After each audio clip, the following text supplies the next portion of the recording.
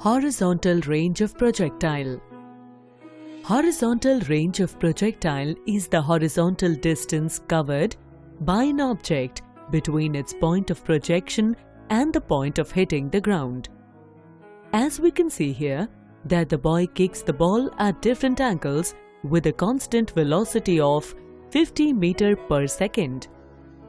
The ball goes under the combined effect of two velocities: a uniform velocity in the horizontal direction that would not change provided there is no air resistance, and uniformly changing velocity in the vertical direction due to gravity.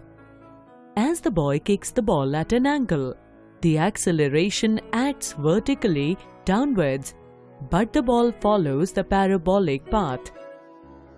In each case, when the boy kicks the ball, the initial velocity is resolved into two components as shown with the arrows.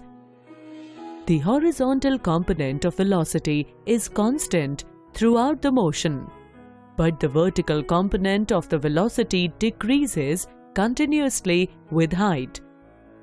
Similarly, we can observe the different ranges of the ball. The range of projectile can be calculated by the formula R equals to U square sine 2 theta upon G. The range for each angle can be calculated by the same formula.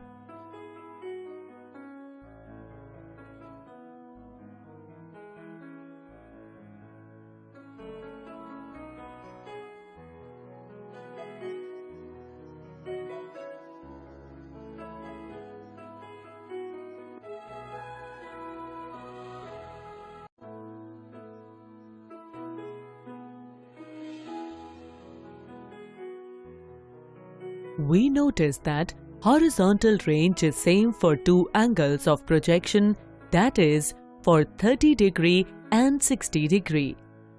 This is the case that for a given velocity there are two angles of projection for which the horizontal range is same.